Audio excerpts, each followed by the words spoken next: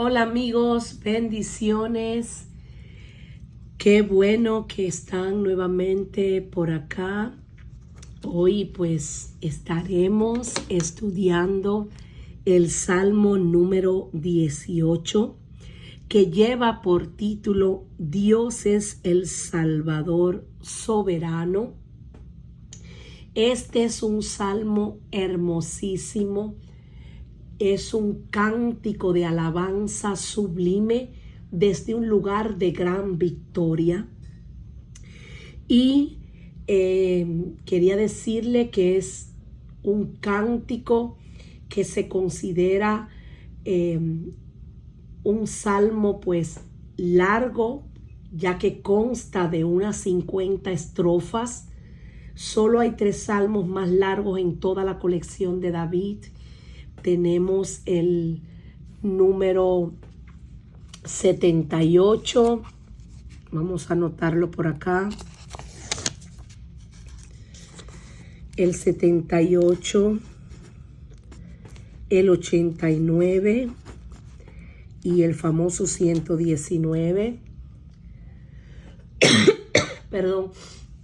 Su extensión se adapta bien a su tema, pues como describe aquí este subtítulo que vamos a leer ahora, que por cierto podemos encontrar un subtítulo más largo aún que este en el Salmo 60. Eso es como una curiosidad, pero vamos a leer. Dice: al músico principal, salmo de David, siervo de Jehová, el cual dirigió a Jehová las palabras de este cántico el día que le libró Jehová de mano de todos sus enemigos y de mano de Saúl. Entonces dijo. Como podemos ver, este salmo fue escrito como un cántico de agradecimiento a Dios por haber librado a David de manos de los enemigos y también haberlo librado del rey Saúl. Como podemos observar aquí, David no consideraba a Saúl un enemigo, a pesar de que David era perseguido constantemente por Saúl y Saúl quería hasta matarlo en muchas ocasiones. Pues le lanzó lanzas para destruirlo, estando él en su propia casa cantándole salmos para que Saúl se sintiera mejor. Sabemos que estaba siendo atormentado por demonios. Dice que un espíritu malo lo atormentaba y David pues había sido llevado a la casa del rey Saúl, y en una ocasión de esas pues Saúl quiso atravesarlo con una lanza. Es decir, que Saúl constantemente lo perseguía. Pero vemos cómo Dios lo libró, dice aquí, de mano de todos sus enemigos y de mano de Saúl. Qué interesante que David no consideraba a Saúl un enemigo, a pesar de que Saúl sí se comportaba como tal, como un enemigo, porque odiaba a David, celaba a David, les sentía envidia de él. Sin embargo, este varón de Dios, David, un hombre, como dice la Escritura, conforme al corazón de Dios, el dulce cantor de Israel, pues no le pagaba mal con el mal que Saúl le hacía. Cuando analizamos lo que significa al músico principal, muchos eruditos dicen que se refiere a Dios mismo, porque Dios es omnipresente, omnisciente, omnipotente. Sabemos que Dios es experto en todo. Él fue el que creó también la música. Y bueno, en otros salmos aparece este término refiriéndose también a Asaf, que es el director pues de de la alabanza, en este caso, el músico principal del grupo que atendía David, de aquellos ministros que estaban al frente de la alabanza en la casa de Dios. Por eso,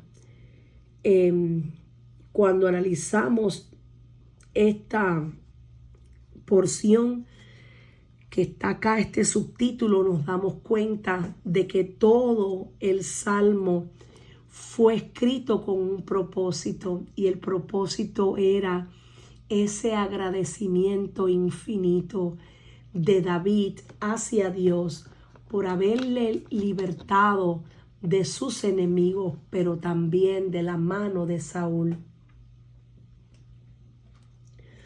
Ahora vamos a analizar el primer versículo y el segundo. Te amo, oh Jehová, fortaleza mía.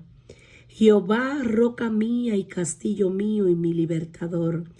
Dios mío, fortaleza mía, en él confiaré. Mi escudo y la fuerza de mi salvación, mi alto refugio.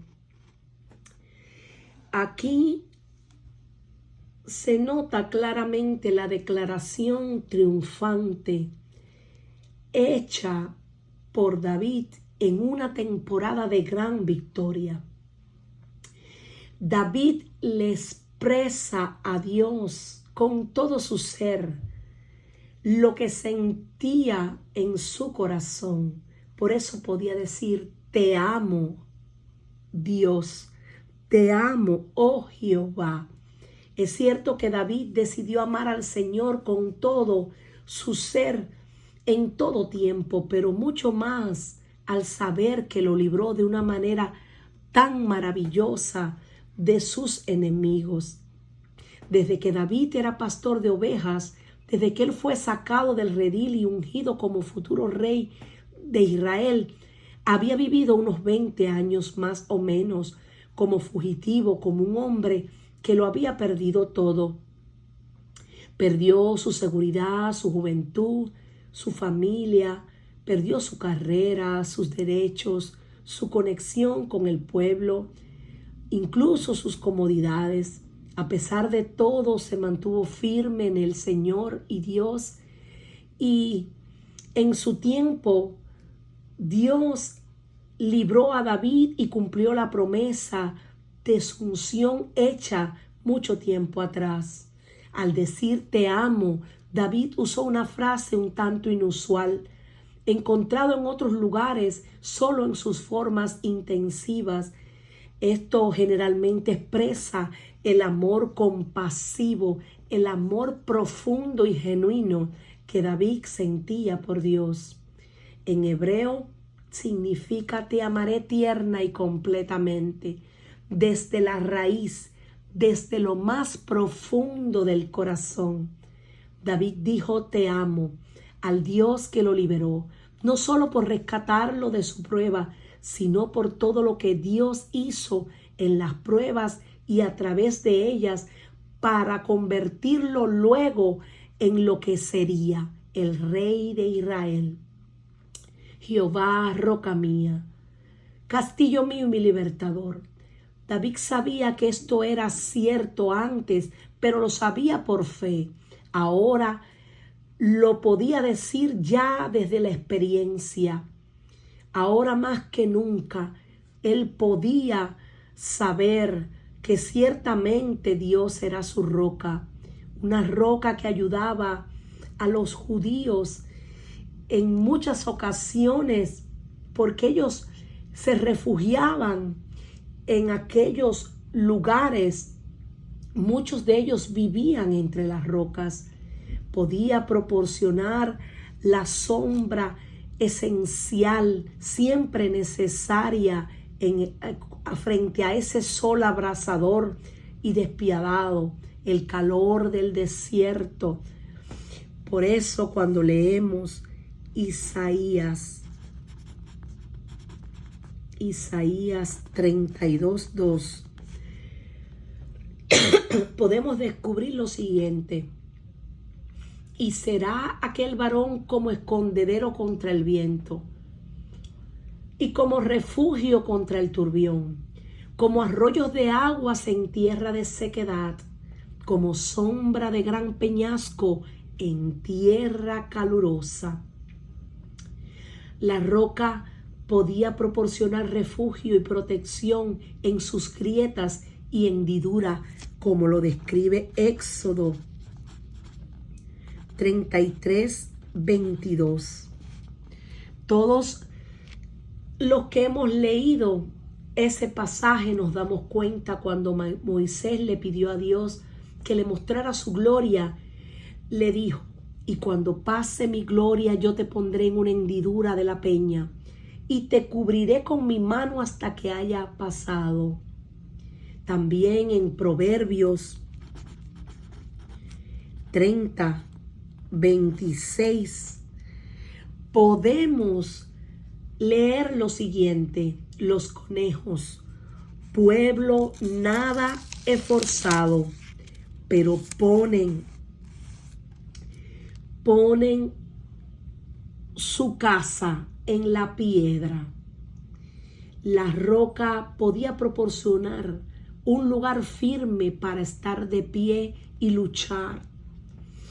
Un lugar inconmovible. Por eso Jesús es la roca inconmovible de los siglos. Él es la roca de nuestra salvación. Pero acá podemos ver que también, a diferencia de la arena que se hunde, la roca pues te da estabilidad. Por eso en el Salmo 42 dice: y me hizo sacar del pozo de la desesperación, del lodo cenagoso, puso mis pies sobre peña y enderezó mis pasos.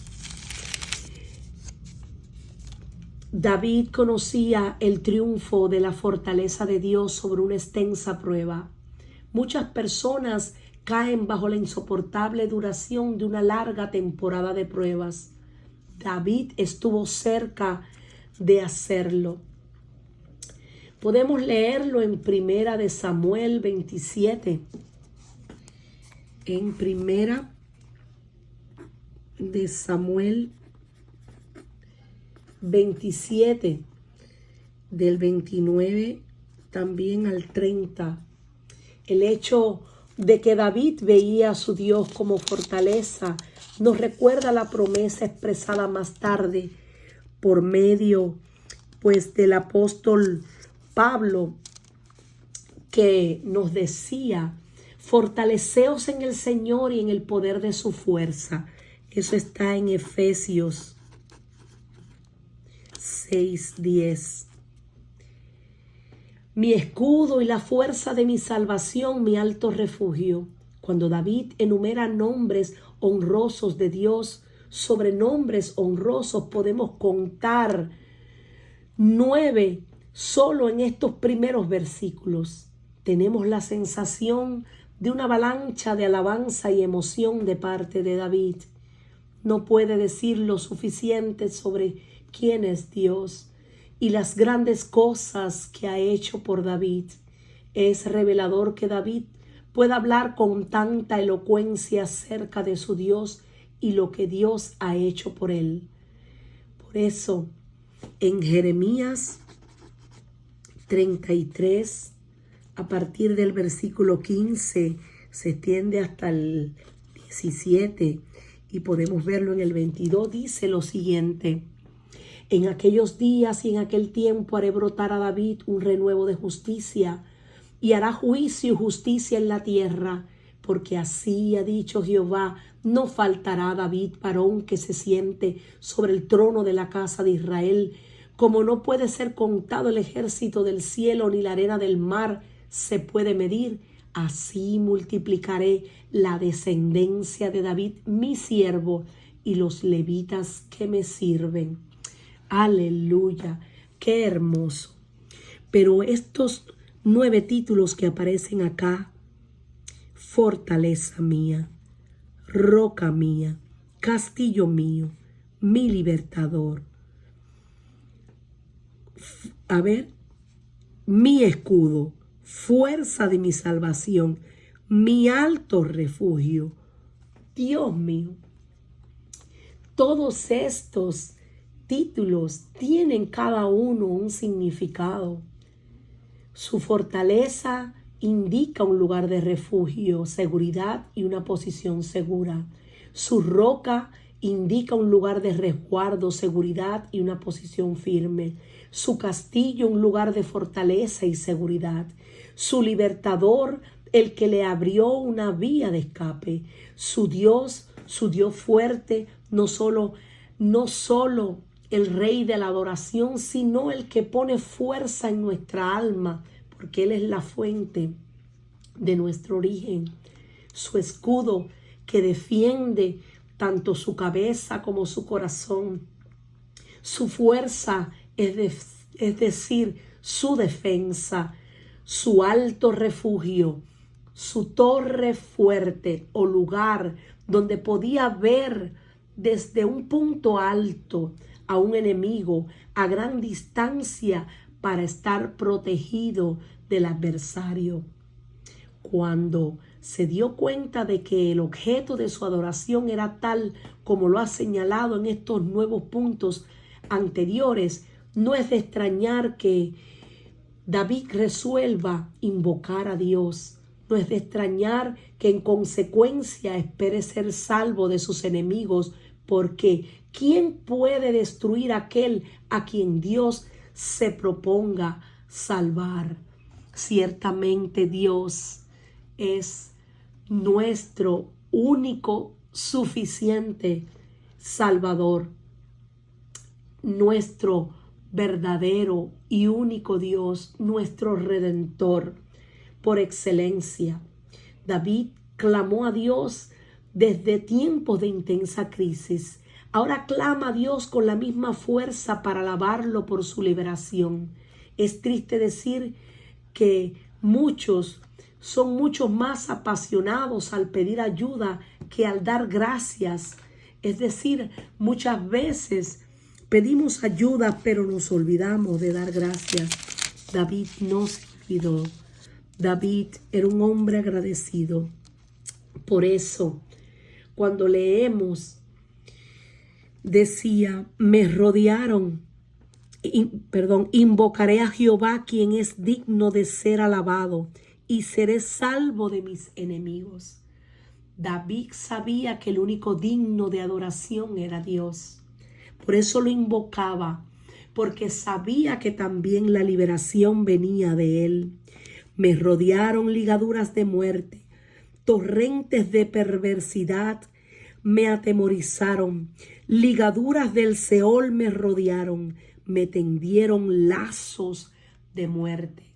Y esto es refiriéndose a la persecución que David sentía, no solo de enemigos físicos, sino también del mismo enemigo, del diablo, porque sabemos que la lucha que sostenemos no es contra carne ni sangre, sino contra huestes espirituales de maldad que operan en las regiones celestes. David fue amenazado de muerte, y el Seol es una palabra que significa tumba. Es el lugar de los muertos. Por eso él sentía persecución de espíritus de enfermedad y también de espíritus de muerte, espíritus malignos que lo perseguían. Pero Dios que es poderoso para salvar, lo salvó. Por eso en el versículo 6 dice, en mi angustia invoqué a Jehová y clamé a mi Dios. Él oyó mi voz desde su templo y mi clamor llegó delante de él a sus oídos. Ciertamente, en la angustia o en cualquier momento nosotros tenemos que clamar a Dios. Eso fue lo que hizo David, invocó a Jehová. Dice, clamé a mi Dios. Y la Biblia dice, clama a mí, yo te responderé, te enseñaré cosas grandes y ocultas que tú no conoces. David clamó a Dios, clamó y sabía que Dios le iba a responder porque nuestro Dios es fiel. Él, como les he dicho anteriormente, no nos dejará ni nos desamparará. Él siempre estará atento a nuestro clamor cuando clamamos con un corazón sincero, un corazón contrito y humillado. Dios no desprecia. Por eso dice, en mi angustia invoqué a Jehová, clamé a mi Dios y Él me oyó. Él le oyó, pero también le respondió. Y dice, mi clamor llegó delante de Él a sus oídos, porque ciertamente aquel que hizo el oído no oirá, aquel que hizo la boca no hablará, no responderá. Ciertamente Dios habla, Dios escucha, Dios responde, siempre y cuando tú y yo vayamos a Él, nos acerquemos a Él con corazones sabiendo que Dios está dispuesto para atendernos, con corazones genuinos, con corazones sinceros. Por eso es que la Escritura dice, acercaos a Dios y yo me acercaré a vosotros. Por eso que dice que el que se acerca a Dios tiene que creer que Él existe, que Él es galardonador de aquellos que le buscan. Pero cuando dice, Él oyó mi voz desde su templo, esto fue mucho antes de la posterior construcción del templo en los días de Salomón. La ciudad de Jerusalén ni siquiera estaba bajo el control israelita en el momento en que David escribió esto. No hasta 2 de Samuel 5, 6, 10. Sin embargo, David sabía que Dios tenía un templo celestial que era el modelo para el tabernáculo y el templo posterior. Eso lo podemos encontrar en Éxodo 25. Éxodo 25, 9 y 25, 40. Pero aquí David sabía que Dios tiene en el cielo su trono. Por eso, cuando él clamaba a Dios, sabía que Dios lo iba a escuchar. Pero además, nosotros hoy podemos clamar a Dios. Nosotros somos el templo del Espíritu Santo de Dios. Dios mora en nuestras vidas, en aquello que le hemos recibido como único Dios, Señor y Salvador, a Jesús. Dice la Escritura que somos un espíritu con Él. Y miren qué interesante, qué hermoso este verso que viene a continuación. La tierra fue conmovida y tembló. Se conmovieron los cimientos de los montes y se estremecieron porque se indignó Él. Humo subió de su nariz y de su boca fuego consumidor. Carbones fueron por él encendidos. Inclinó los cielos y descendió, y había densas tinieblas debajo de sus pies. Cabalgó sobre un querubín y voló sobre las alas del viento. ¡Qué hermoso! Esta es una composición poética muy hermosa, pero también se refiere a que Dios mismo vino en rescate por David. Dios mismo con su mano poderosa los rescató de todos sus adversarios. David describe la dramática liberación que Dios le trajo. estuvo marcada por terremotos, la indignación de Dios porque se indignó, el humo y fuego y la intervención personal de Dios. Cuando dice cabalgó sobre un querubín y voló, humo subió de su nariz. Un método violento del Medio Oriente para expresar la ira feroz, dado que el aliento de las fosas nasales se calienta con una fuerte emoción. La figura retrata al Todopoderoso Libertador echando humo en el calor de su ira y la impetuosidad de su celo. Esto dice Spurgeon. Es decir, quienes han estado en tiempos de invierno, al intemperie, cuando hay mucho frío, vemos que el calor que emana muchas veces de nuestro interior hace que aparezca como un humo que sale de nuestra nariz. Pero acá se refiere a ese humo, a ese calor por la indignación de que le estaban tocando a su ungido, a su hijo, le estaban tocando, como bien leímos ayer, la niña de sus ojos. Dice que el que os toca, toca la niña de sus ojos. Dios mismo vino en rescate de David y le dio la victoria contra todos aquellos que se habían levantado contra él. Tronó en los cielos Jehová. David expresó frases tras frases cuando podemos leer, dice, inclinó los cielos y descendió, y había densas tinieblas debajo de sus pies. Cabalgó sobre un querubín y voló sobre las alas del viento con la rapidez con que le contestó, con la rapidez con que le libertó. Puso tinieblas por su escondedero, por cortina suya alrededor de sí, oscuridad de aguas, nubes de los cielos. Por el resplandor de su presencia sus nubes pasaron, granizo y carbones ardientes. Cuando vemos estas expresiones, granizo y carbones ardientes, en muchos pasajes de la Biblia aparece que Dios muchas veces se enfrentaba a los enemigos del pueblo de Israel, enviándole una lluvia de granizo que los dejaba completamente destruidos. Cuando dice acá, tronó en los cielos Jehová, se refiere a la voz de Dios, que es como de trueno, y el Altísimo dio su voz, granizos y carbones de fuego. Envió sus saetas y los dispersó, lanzó relámpagos y los destruyó.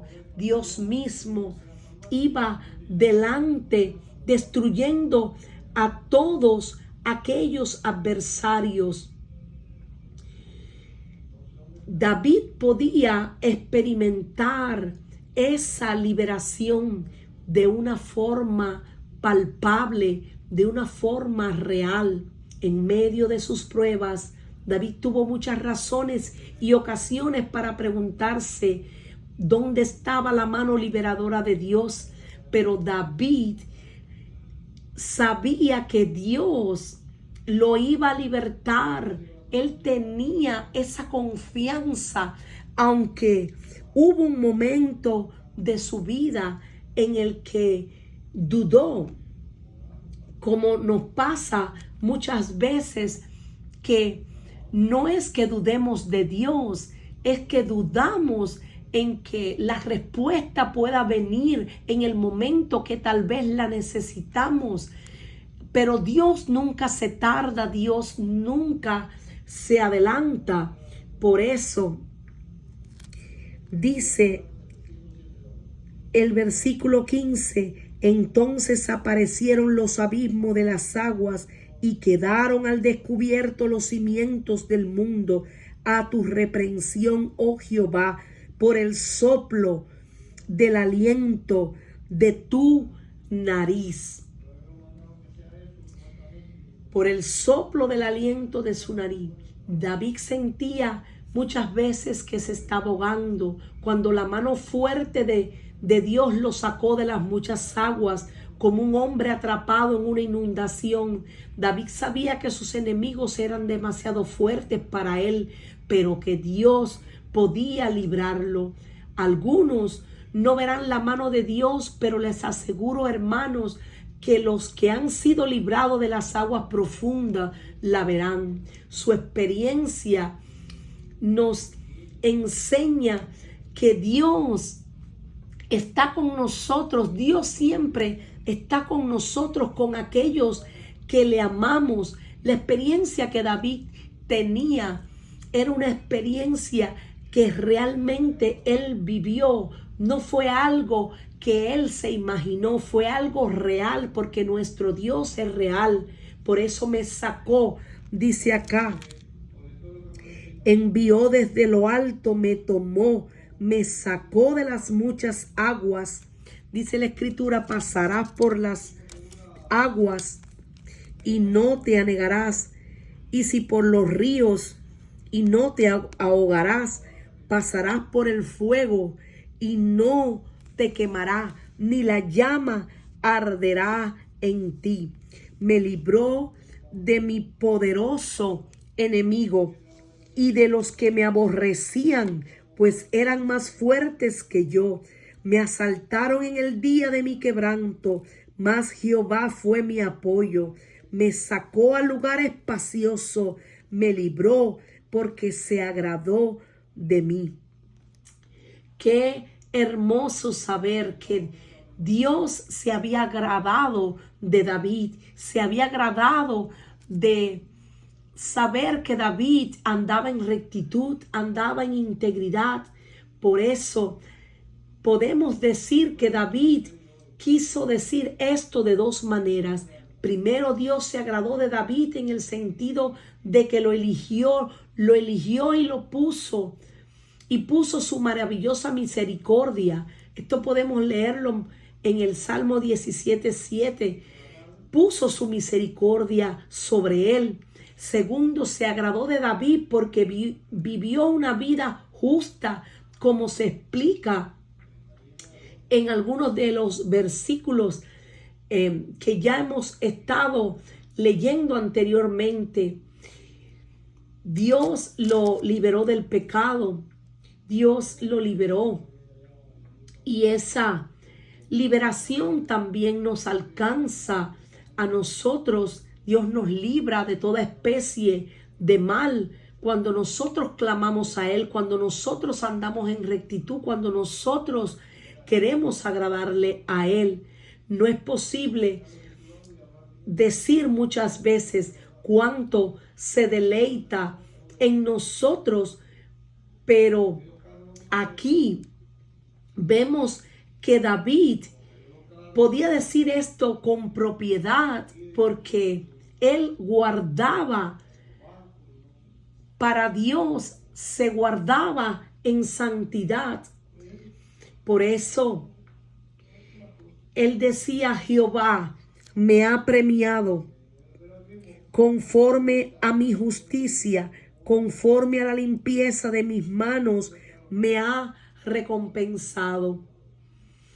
Y esto quizás pudiera parecer como que David se estaba refiriendo a él mismo con un poco de orgullo, pero durante su larga temporada de aflicción bajo Saúl, David fue desafiado a responder de manera injusta. Tuvo muchas oportunidades de atacar a Saúl como una cuestión de defensa propia. Sin embargo, David se condujo constantemente en justicia, con gran prudencia. Dice la Escritura que se conducía prudentemente en todo y sabía que Dios lo había premiado por ello. Por eso podía decir, porque he guardado los caminos de Dios. Vamos a seguir leyendo. Porque he guardado los caminos de Jehová y no me aparté impíamente de mi Dios. Pues todos sus juicios estuvieron delante de mí y no me he apartado de sus estatutos. Fui recto para con él y me he guardado de mi maldad, por lo cual me ha recompensado Jehová conforme a mi justicia, conforme a la limpieza de mis manos delante de su vista. Dios lo había recompensado. Y no es que David aquí se estuviera vanagloriando. Ciertamente, él sabía la condición en la que se encontraba. Él sabía que había guardado hasta este momento, porque cuando él escribió este salmo, todavía él no había pecado con Betsabé. Él estaba en los momentos donde se guardó con mayor integridad. Por eso es que la Escritura dice: si alguno se cree firme, mire y no caiga. Hasta aquí, hasta este momento, él se había guardado ante Dios. El hombre conforme al corazón de Dios era un pecador humilde, pero ante sus calumniadores podía hablar con rostro sin rubor de la limpieza de sus manos y de la justicia de la vida. Por eso me he guardado de mi maldad. Algunos piensan que esto puede ser una expresión de arrogancia o de orgullo por parte de David. Sin embargo, sabemos que en la Escritura, el mismo apóstol Pablo, en 2 de Timoteo 2:21, nos dice que aún el que esté limpio debe de guardarse de sí mismo, de seguir siendo más limpio todavía. Guardarnos del pecado. Nosotros tenemos que mantenernos en santidad y en obediencia a Dios. Podemos ver un peligro personal en las palabras mi maldad. Muestra que hay maldad en cada persona y que debemos estar en guardia contra nuestras propias tendencias al pecado, a practicar la maldad. Es cierto que todos nosotros como ovejas nos hemos descarriado, pero también hemos vuelto cada uno por nuestro propio camino muchas veces. Nuestra maldad, que viene de esta naturaleza pecaminosa, puede estar con nosotros desde que nacemos. De hecho, puede haber sido producto de la educación de una mala familia, de una familia disfuncional, o de las malas compañías de amistades, de compañeros de estudio, de trabajo. Nuestra maldad puede llegar a nosotros a través de las tentaciones. Sabemos que el enemigo de nuestra alma, que el Señor lo reprenda en esta hora, constantemente nos tienta para que le fallemos a Dios, para que pequemos contra Dios. Ya sea cuando nos llega la adversidad y aún también en la prosperidad.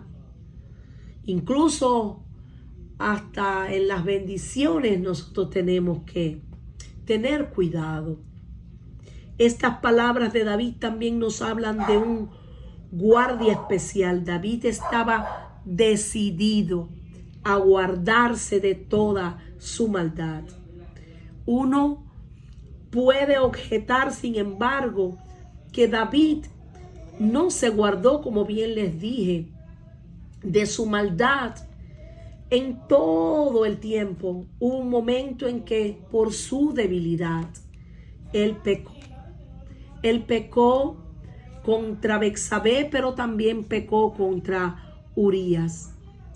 Pero algo bueno tenía David, y era que aunque muchas veces fallaba, muchas veces pecaba, él tenía un corazón agradecido. Él se arrepentía.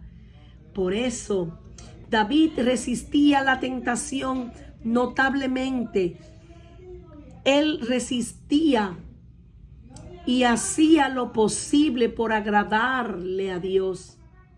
David resistió la tentación notablemente. Y aun cuando Saúl constantemente lo enfrentaba con violencia, él no procedía de pagarle mal con el mal que Saúl le hacía. David aquí simplemente testificó de su conciencia limpia, lo cual es algo bueno y maravilloso. El piadoso tiene la conciencia tranquila y se sabe recto. Y bueno,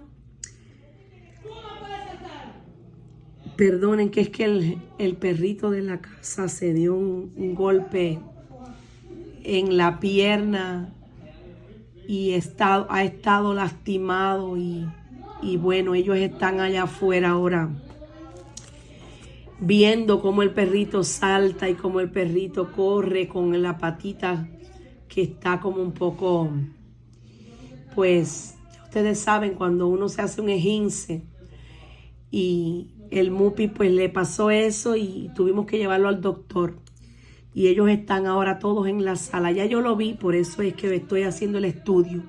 Estoy encerrada acá en el cuarto, pero siempre, pues ustedes saben, estamos en familia y como somos una familia, pues ellos conversan. Pero mis amados, yo espero que, primero que todo, me perdonen por esta interrupción que hubo ahora. Pero el punto de todo lo que hemos estado hablando es lo hermoso que es nuestro Dios, cómo siempre nos defiende, cómo siempre viene al rescate cuando estamos en angustia, cuando estamos en cualquier situación, por difícil que sea. Es tremendo como nosotros cuando clamamos a Dios, Dios siempre pues no se hace esperar. Y bueno, esto es todo por hoy. Esta es la primera parte. No voy a hacerle una edición especial a este video. Lo voy a dejar así tal y como está, porque realmente la esencia del mensaje va aquí. Y bueno, espero que hayan disfrutado de este tiempo como lo he disfrutado yo. Y lo único que les pido es que se sigan conectando porque vamos a seguir estudiando a partir ya de mañana la segunda parte de este Salmo 18. Que el Señor les bendiga, que el Señor les guarde y nos mantenemos en oración. Nos mantenemos en oración para seguir pues llevando este mensaje hermoso a todos. Que el Señor les continúe bendiciendo. Muchas gracias.